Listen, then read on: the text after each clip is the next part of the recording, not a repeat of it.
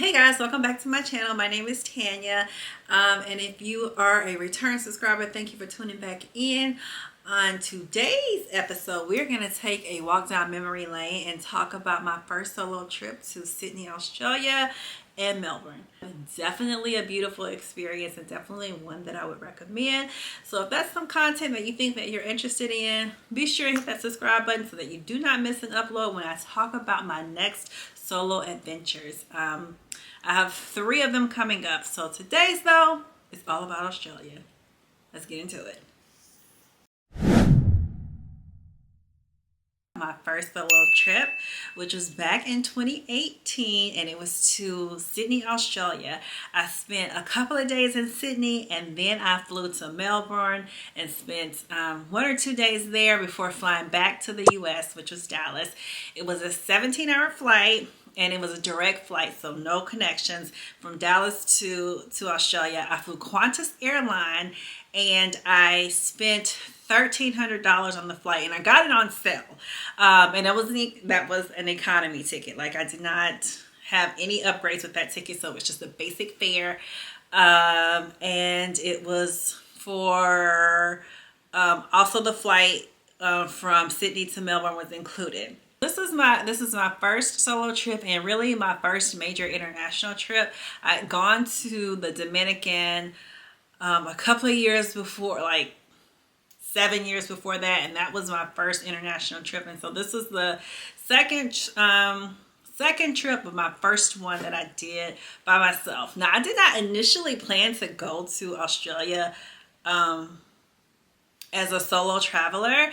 I had planned to go with my ex. That didn't work out, and this was going to be a birthday trip. So then I reached out to some of my line sisters to see if they could go. My birthday is typically around Thanksgiving, and so to go anywhere for 10 days is a commitment. And at the time, they weren't really taking international trips. Now, since then, we do take international trips and we go lots of places together, but they weren't taking international trips, and certainly not for an extended period of time, and certainly not to Australia. And so they couldn't commit to it, and I was like, you know what, I am not going to let that deter me. Like, this is something that I just decided to do on a whim, because my birthday's in November. I never get to spend Novembers in warm weather, so it's always cold in November for my birthday, and I really wanted to experience some sunshine. And just on a whim, I said that I was going to Australia, and I was like, you know what, I want to stick with that. I want to stick with that commitment and actually go. And so that's what I did. So I decided, you know what, I'm going. I don't have anybody to go with me, but that's not going to stop me. And I will say this. I was extremely nervous about traveling by myself. And then my family are a family of warriors. And so I did not allow their anxiety to bleed onto me, because they were like, why are you going there by yourself? It's so long. Like, who's going to be with you? So I was like, you guys, I will be okay, right? It's an English-speaking country. It's a developed country. I'll be fine. Like, you can call me at any time. You can chat with me. I'll be available. Like, I'll be fine. I was nervous, but I did not want that to transfer onto me. And I did not want to back out of this trip. So I went. I took a leap of faith, and I was like, nope, I am going, and I am going to be okay. Like, I'm not going to allow your fear to prevent me from doing something that I truly want to do. And so I just really wanted to take this moment to once talk about my experience and tell you, and tell you some of the planning and some of the budget items that I spent and what I did there, but also to encourage you to go by yourself. Like, do not allow other people's inability to commit to something you want to do to prevent you from doing what you want to do. So, girl, book the flight, go. And I will say that this really ignited my love for traveling. This really was the initial spark. I'm so glad I had a good time, because I can't even imagine not having a good time. And I probably would not have traveled as much as I do now if I didn't have a good time. I wish I was vlogging back then, but I wasn't. And so I'm just going to insert a lot of pictures and videos from along the way. It was an amazing, amazing experience. So One of the reasons why I selected Australia was one, because of the weather, but two, because I knew that traveling solo for my first time, really my first major international trip, like I wanted to go to an English speaking country, because that's the only language that I speak, unfortunately. So English is the only language that I speak fluently, obviously. Like I've taken French and Spanish lessons, but but English is the only language that I really truly speak. So I wanted to go to an English speaking country. I wanted to go to a place that had Uber and was developed. Like I wanted to go to a place that was relatively safe. Because I knew that I would be doing everything on my own, no travel guide, no travel agent.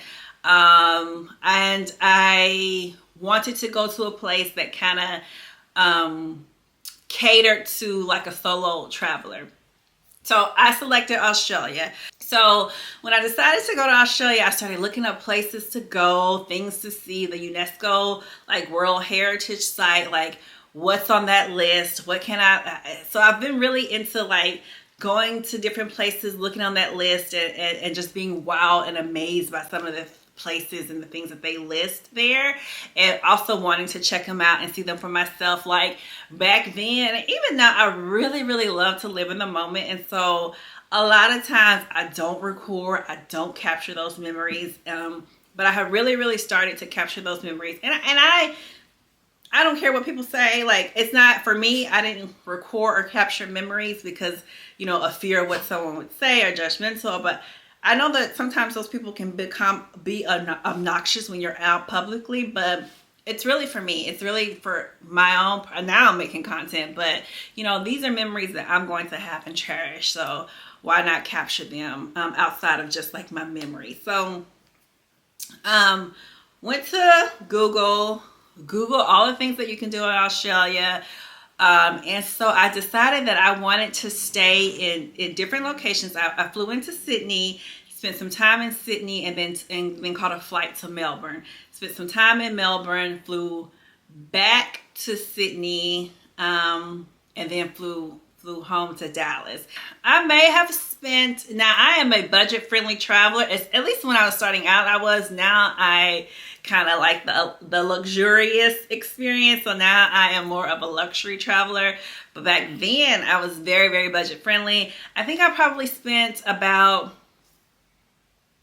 $4,000 on the entire trip, which going to Australia is expensive. Like the bulk of that expense was the flight. It's so cold in here. My nose is running. Let me get a tissue. Hold please. Okay, I'm back. It's so cold in here. I had to get a tissue because my nose was running. But I turned up the heat. I typically keep my sidetrack. I'm talking about Australia, but sidetrack. I typically keep my heat on like 66, which my sister's like, 66? You should turn your heat up to 75. It's cold. But I don't like it. Like I like to be cozy. So, but I don't like to be hot. And right now I have on a sweatshirt. So I'm pretty warm. And my wig, child. Like my, I dyed my hair and I just kind of put it in some mini twists underneath the wig. And I was just like, you know what? I'm going to shoot a video. Let me throw on a wig, to look presentable. Because those mini twists, they have seen their better days. It's time for me to take them out. I have not taken them out yet. I'm probably going to take them out next week. It's not going to be anytime soon. Because your girl is feeling real lazy. But anyway. So, booked the flight. Got on Qantas. Qantas was a great airline. Like, economy was like premium, not business class, not first class, but premium, like Delta Comfort. Like the seats were larger, there was more space in between the seats, and so I had no problems with that. On the way to Australia, I had the entire row by myself, so I could lay out. Of course, international trips, they give you a mask, they give you ear plugs, they give you a toothbrush, toothpaste, and they serve you like breakfast, lunch, and dinner. Like they give you full meals, which is my first time experiencing that as well. And then they had like little snacks in the back for you to get up and stretch. Like when you got up, stretch. It's a 17-hour flight, so you get up, stretch your legs, walk around, go to the back, the snack section, get you a snack, get you some coffee, get you some water, and then come back to your seat. So it was great. Like it was a great flight. The flight attendants were really nice. Like I said, I had the entire row to myself so I could stretch out. And the flight, 17 hours went by. It did not feel like a long flight, even though it was the longest flight that I've ever flown on, and it was direct, so no connections. So I get to Australia after that experience. I'm feeling good. I get there, I'm waiting around for my luggage. No luggage in sight. Where's my luggage? So at this point, I'm freaking out. I'm by myself, my first international trip, the first time that I've lost luggage. I am like, okay, what do I do? So I go to the front desk. I'm like, my luggage is not here. I'm mildly panicked at this point because I did not have anything. Everything was in my checked bag. So I go up to the counter. This is Qantas Airlines. They were obviously very professional, but they were just like, yep, your luggage didn't come. We're going to tell them that your luggage didn't come and it'll be here in 2 days. So I was panicked. Luckily, I had my purse and my passport. So I had all of those things. So tip number one, as I'm going through this video, maybe I'll drop some tips. Make sure you keep your passport and your money on you at all times. Like, do not check. You can't check your passport anyway because you need it. But do not put the things that you cannot live without. Do not check those, whether it be medication, your passport. Well, you can't do your passport, your money, your whatever it is that you can't live without. Do not check that. Keep that on you at all times. So underwear, like these things that you need once you get to your destination, make sure you have them on you. So I don't even know what I had in my carry-on. I don't even know if I had a carry-on actually. So when I was packing for this trip, I knew that it was going to be a long flight, and it was a direct flight. I knew it was going to be a long flight. And I think that I just put most of my things in my checked bag, which I do not, listen, this is why I do not even check bags to this day. Now I don't check any more bags. I do everything in a small carry-on. Like, you don't want to travel with me because everything's going to be in my carry-on. And because they lost my bags. And so I get to Sydney, Australia, no bag in sight. I start to panic and they just tell me, oh, where are you staying? Where are you staying? We'll send your bags there. Now listen, I purposely decided to stay in a hostel to save money, and I wanted to move around and see different parts of the city. So I was only going to be in the first hostel for 2 days, the second hostel for 2 days before heading to Melbourne. So I was scared that I would just miss those bags and that I would have to spend additional money if they took them to the first hostel, and I had already moved on to the second hostel. So logistically, that was a nightmare for me because I had. And listen, it was my birthday, so I had my birthday outfit in there. Like I had my makeup, I had another wig in that bag. Like Australia for me was gonna be a moment, okay? It was gonna be a moment, and Qantas tried to ruin my moment, but they didn't. So I mentioned a hostel. So I stayed in a hostel for a number of reasons. One, it was gonna. The hostel may have been like $25 a day, and I'll drop the name of the hostel and like some images of the hostel that I stayed in.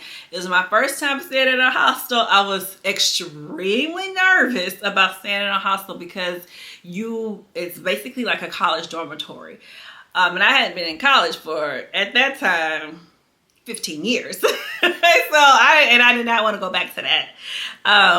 But you know, there was no privacy.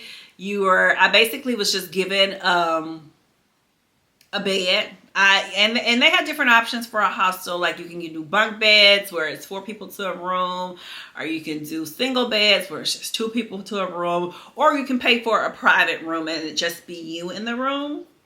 But you know, you have shared bathrooms. So I was excited to check out a hostel because I had never stayed in them. And of course, like you see movies about young people traveling and staying in hostels and backpacking across different countries, not necessarily in America, but across other countries. And I was like, you know, I want to check that out. And so that's what I did. And plus they said it was like a great avenue to meet friends and other solo travelers. I didn't meet no other well, I did meet them, but it's not like I hung out with them. And I wanted to use that as an avenue to, you know, connect with other people, you know, possible Americans, and to hang out with them. That did not happen, but all in all, the hostel was a perfectly fine experience. So they tell you to purchase a lock that you bring with you, or you can purchase one from them, and they give you a locker upon checking in. You put all your valuable stuff in that locker, lock it up, keep the key on you or the combination in your head, and you go to your room. So everything that was valuable, you kept there. Now my purse I kept on me, and my passport I kept on me at all times, and I kept that in my room and just kind of tucked it in my bed with me at night. I didn't put those in the locker, but some of the other stuff, I left that in the locker. I ended up in a room with 2 people and a private bed, actually. So 2 people, a private bed, a private bathroom. So 2 people and a private bathroom. And the girl, like we were only in the room to sleep. We came and went at different times. I didn't even introduce myself to my roommate, but we shared a bathroom, and it was cool. It was a cool experience. Like I did meet this American. She was from Georgia, I do believe. She was real chill, but we did not connect, and we did not explore the city together. But you know, we just talked on my first day there. And so on my first day there, I had planned an itinerary for me to see parts of Sydney. I went shopping. I had to spend my first day shopping. So there was an H&M. I went and picked up some clothes, some underwear, which maybe this is TMI, but I actually had the underwear until last year, and I cleaned out my closet and my drawers, and I got rid of the underwear that I bought in Australia. I bought like capri pants or like short pants from H&M, and like a top. Like I just brought some stuff to get me through. So I spent that first half of my day walking around. Like I had planned to walk everywhere. So I spent the first half of my day replacing some of the items that I needed that I did not have, that did not come into the mail, or did not arrive. My luggage didn't arrive, so I was replacing some of that. So I have like my itinerary here from 2018. It's a very detailed itinerary. It's so funny. I'm going to drop it in the video so you guys can see it, but it is a very, very detailed itinerary. I was there, looks like from Saturday, November 17th through Sunday, November 25th. And let me tell y'all just how detailed this itinerary is. It says Saturday, arrive November 17th. At 6 a.m. I'm arriving. From 6 to 8 a.m. I'll be in baggage claim. From 8 to 8:30 I'm going to take the train to the hostel. From 8:30 to 9:15 I'm going to have breakfast. From 9:15 to 9:30 I'll check into my hostel. From 9:30 to 10:45 I'm going to shower, change. From 10:45 to 3 I'll be sightseeing. From 3 to 3:30, I'll be on the ferry, the circular quay, Q-U-A-Y. I'll be on the ferry. From 3 p.m. to 5:45, I'll be at Manly Beach. From 5:45 to 6:30, I'll have dinner. From 6:30 to 7, I'll be back on the ferry. From 7 to 7:30, I'm going to walk to the hostel that I'm staying in. Y'all. That is a very detailed itinerary, and that's typically how I roll. Like I can organize any trip in a matter of hours. But clearly, day one, we didn't do none of this. We didn't do none of this. I didn't do any of this because I was waiting for my bags that never came. And so day one was spent going to H&M and purchasing some clothes to wear for the next 2 days while my luggage arrived. To this day, I do not check a bag. To this day, I don't check any bags. I carry on every single piece of item that I have because of that experience. The only other time since then that I have checked a bag, it was to go to Mexico for one of my last sister's birthday. There was this certain alcohol that we like to drink, and so I bought a bottle to send to, and it can only be purchased in Georgia. So I bought a bottle to take with me, and so because I had that bottle of alcohol, I checked the bag. Bag didn't come. Bag did not come. And so that was another trip years later. I do not check bags. I do not check bags. I have bad bag check boo juju. That's what I'm trying to say. I have bad juju when it comes to check bags. So I do not check bags. So anyway, needless to say, this itinerary was already ruined day one. But some of the highlights for the trip were, like, I wanted to see a koala. Bear is what we call them. I quickly learned that they are not bears, that they are mammals. But because I grew up watching the Care Bears, I was like, oh, I want to see a koala bear. And people from Australians were like, Americans. Americans, no, these are not bears. They're koalas. So, they're koalas. They're mammals. Or marsupials. They ain't bears. How about that? So some of the highlights from my trip included seeing the Great Ocean Road, which is a beautiful, beautiful scenic drive, and then it had like the 12 apostles at the end. Just for you to view. They're on the UNESCO World Heritage Site list.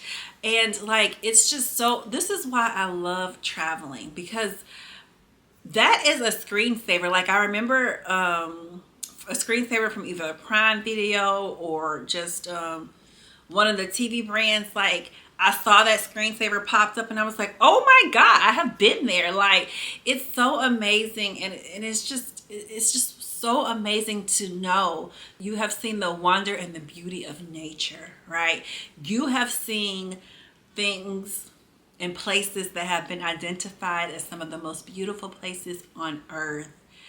So much so that it's a portrait and it's a screensaver on like a major device. And for you to be able to say, I've seen that, I've been there, I've seen it in person.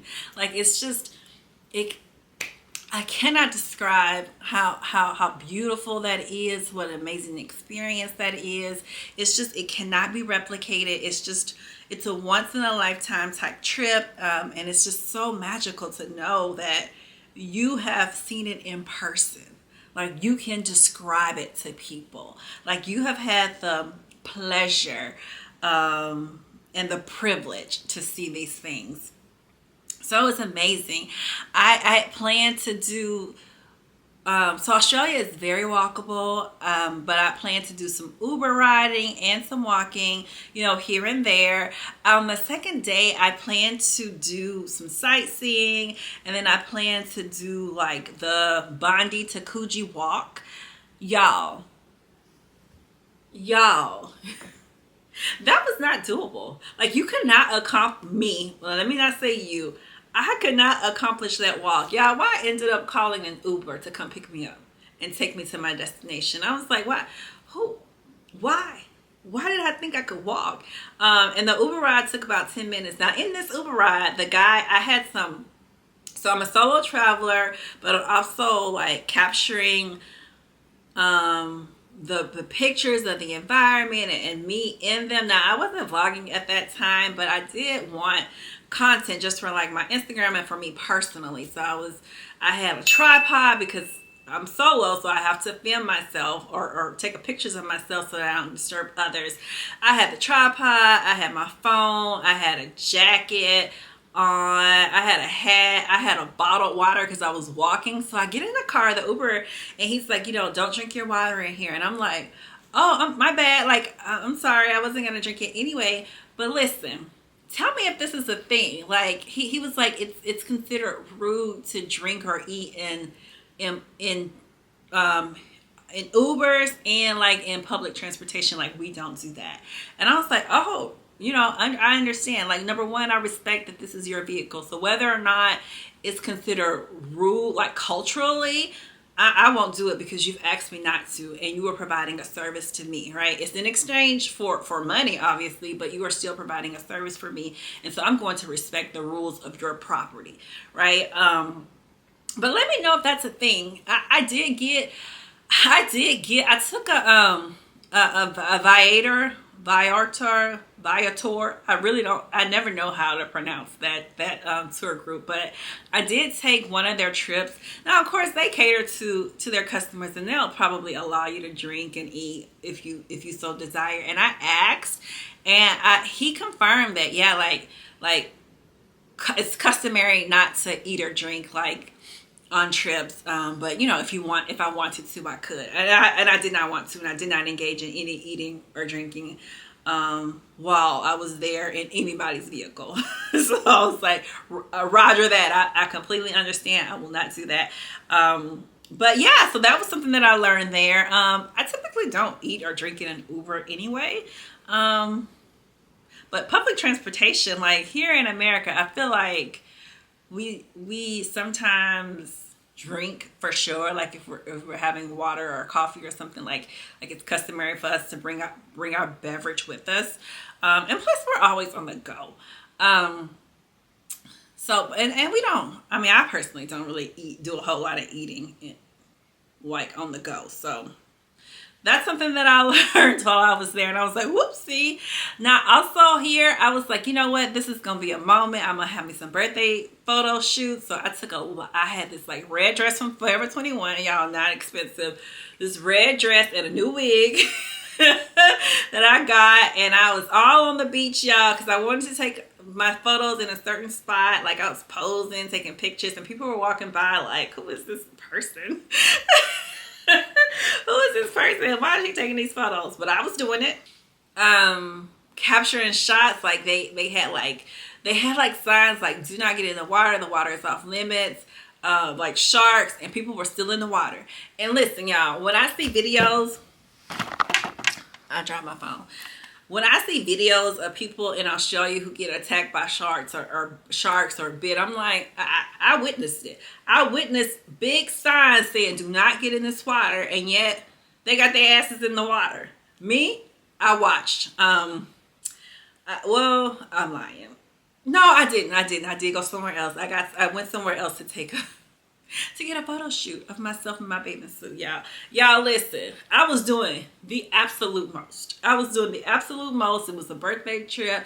It was like me saying, I was willing and I was able to live this life by myself because I had just gotten a divorce. Like I was gonna celebrate me. So I actually learned that I liked my company.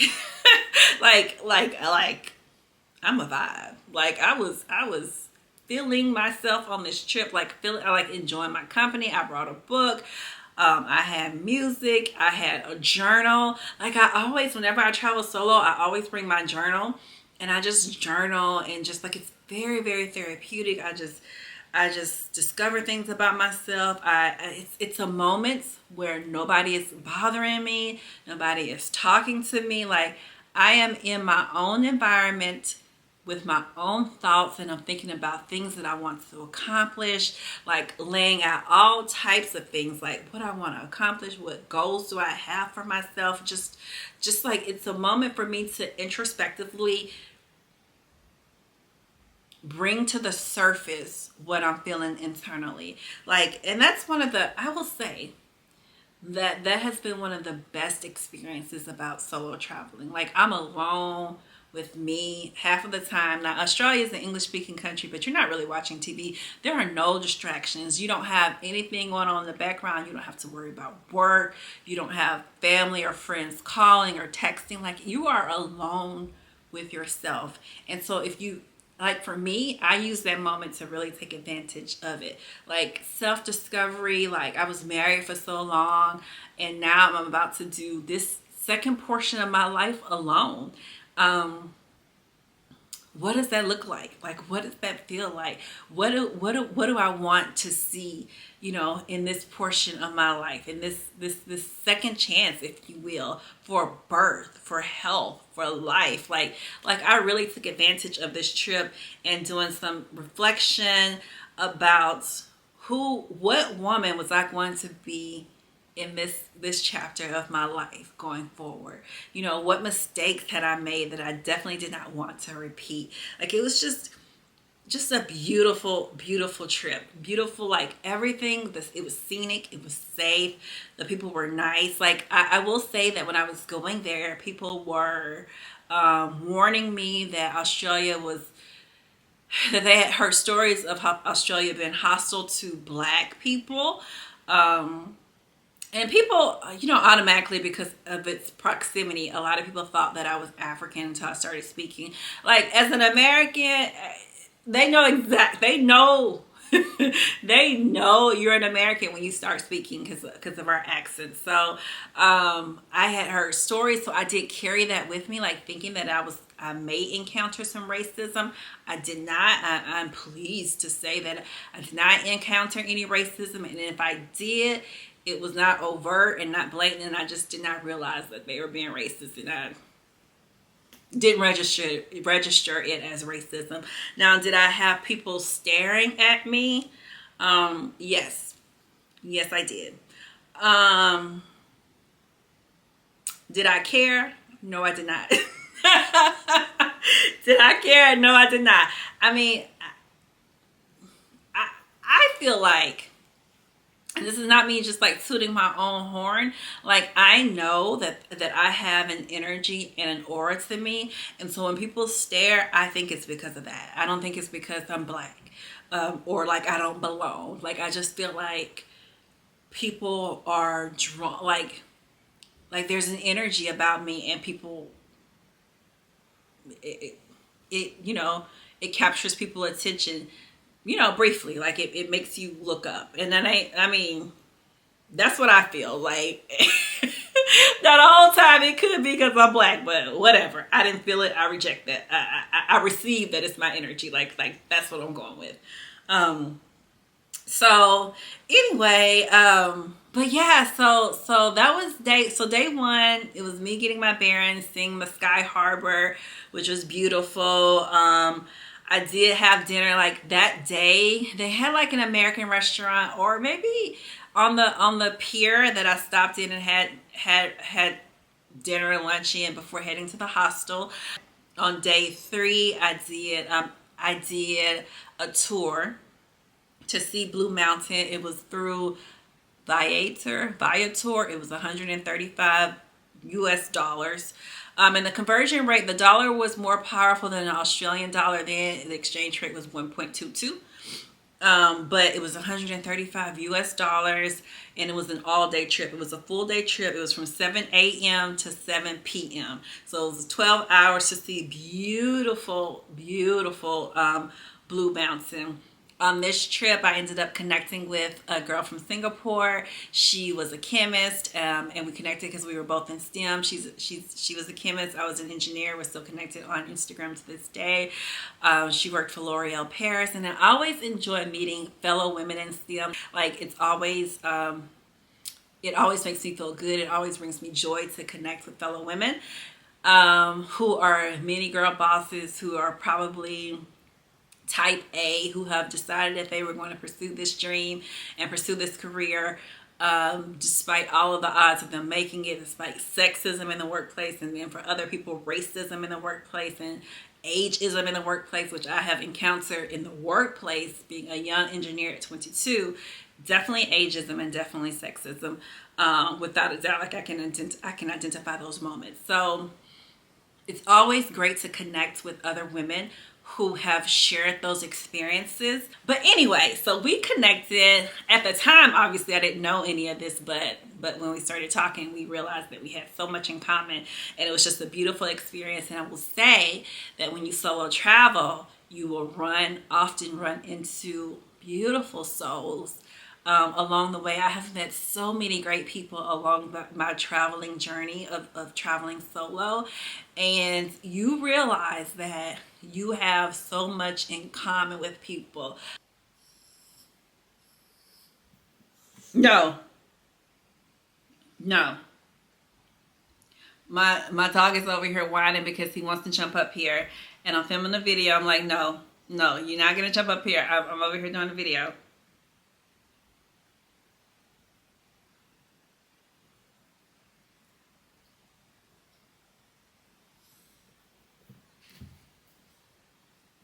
Look at this.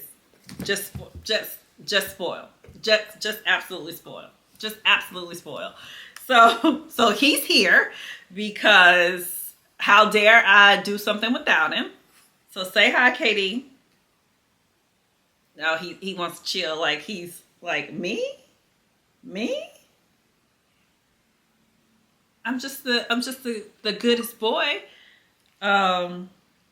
So yeah, it doesn't matter that I told him no. He does, he does what he wants. Clearly, I told my husband he does what he wants. But anyway, so then I spent. Then on that fifth day, I decided to fly to Melbourne. So I flew to Melbourne. Here I got to see a koala. I went to a farm. They had they had all kind of animals there. Some penguins. Just all kind of animals to see. And you had like an intimate experience, which was the only really thing that I was about. An intimate experience with koalas. I also got to see like kangaroos on my tour the day before, or 2 days before that, at Blue National Park. I got to eat some kangaroo jerky that some of the guys that I met purchased in the store. They were just like, "You want some kangaroo jerky?" And I was like, not really, but okay. And I tried it, and it tasted like beef jerky. I mean, they said that it was gamey, but I don't know. I couldn't really taste the difference in it because it's jerky. Like it's seasoned and sugared and jerky. So anyway, I flew to Melbourne. I did some sightseeing in Melbourne. I had like me a little photo shoot in their garden. I saw on my list, because I always make a list. Clearly I'm detailed, and I had like Federal Square, St. Pat Park, Queen Victoria Market. I guess that's St. Patrick Park. I wanted to see the tennis court for the Australian Open. I did that. I met some people from the UK. They were much younger than me. They were probably 20s. And they were great. I'm still connected with them on Instagram. They were just a vibe. I went to take a picture in like, they call it like the fertility tree goddess, fertility goddess tree or something like that. It is like this huge tree with a hole in the middle, and they were like, if you stand in it, it's gonna bring you fertility. And so I did it. It ain't worked yet. It has not worked. It ain't worked yet. But we're working on that. And so that was an all-day trip. It was a 12-hour trip as well. Pick up at 8 o'clock, drop off at 8 p.m. into your hotel. I stayed in 2 different hostels when I was in Sydney. When I was in Melbourne, I got a hotel room. And I was happy to have a hotel room. And I debated, like, do I want to stay in a hostel when I get to Melbourne? I was like, no. 4 days is enough time to stay in a hostel to save money and then get hotel rooms for the rest of the trip. Like you were up front, you stayed in a hostel, you met some people, you saved some money. Now, I mean, because I couldn't afford a hotel room, but I wanted to be within that $3,000 budget, which is a low budget for Australia, but I made it work. And I felt like I don't feel like I had to compromise anything other than other than the hotel stay. So I got a hotel, beautiful hotel, like a local boutique hotel. It was like on the strip. I'll drop the address here in the video, but like I could walk out to my room, I could eat. They had a food truck or a cart of food, like that, like a food stand. So you could do that. They had like little pubs all around the hotel. Like it was a great area for just staying. And I just popped into different stores, just looked at different markets. It's like, it's such a beautiful, beautiful environment, a beautiful, beautiful continent. So many things are untouched. Like, it's just, I mean, and I'm a nature girl. Put me outside and I'm happy. Give me a beach, give me a mountain, give me a trail, give me some trees. Like, it's just a wonderful experience. I did not get bit. Like, Australia is known for like their spiders and their bugs and their snakes and all of that. I didn't see any of that, but also keep in mind I was in Sydney.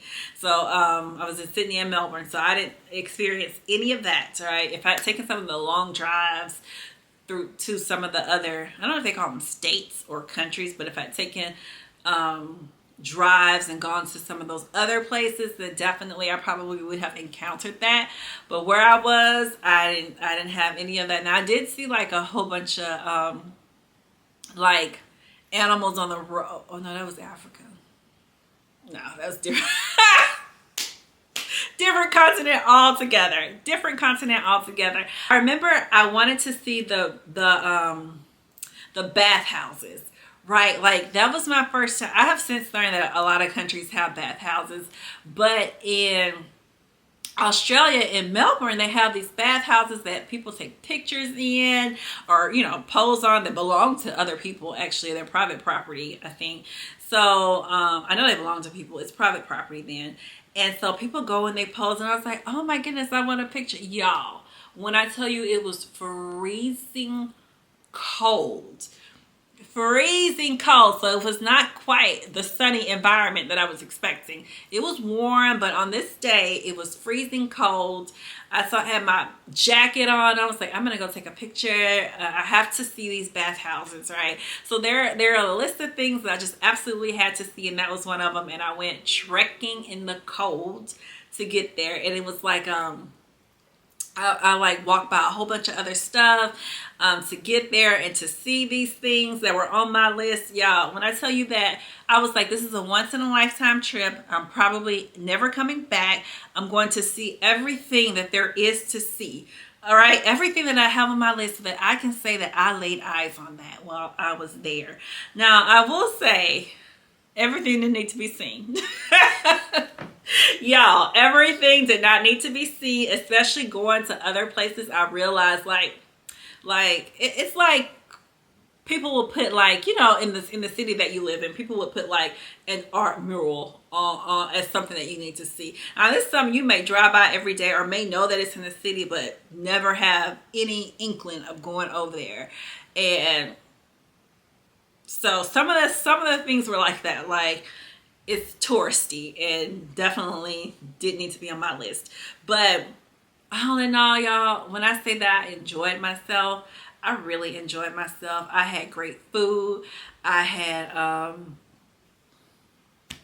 had coffee and sushi. Excuse me, I had sushi. But I found a coffee and pizza place.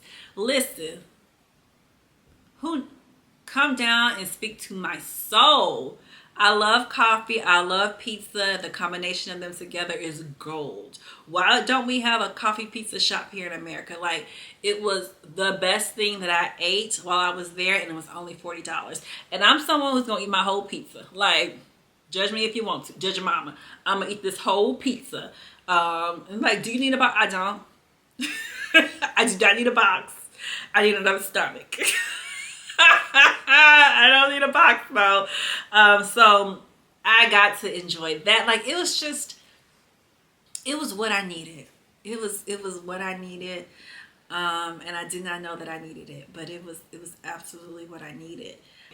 I planned to spend $3,000 and I spent $3,140. I spent $385 on food And that's because I was just picking up stuff here and there. I did go and sit down and eat a couple of times, but most of the time I was in markets just eating things, trying different things. I spent $516 on hotel stays. That's because I did the hostel for half of the trip. That saved a ridiculous amount of money. Probably it was maybe $25 a day to stay in the hostels. I did the airfare was $13.23. The tours were $330 in total.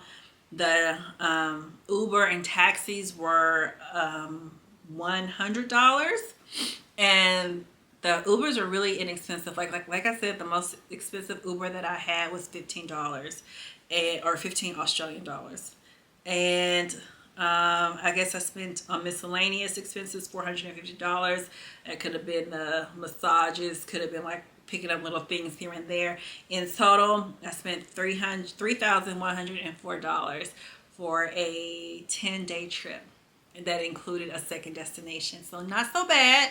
And I'm gonna show you, insert a picture of the spreadsheet, y'all, because I'm so anal. I even had down on here the things that I was wearing, which was a lot of Doc Martens tights and tees because I was doing a lot of walking. So I hope you enjoyed this video. I'm so glad that I got to walk down memory lane and discuss like my first solo trip. I encourage any of you who may be thinking about taking a solo trip to just go ahead and do it. You will not regret it.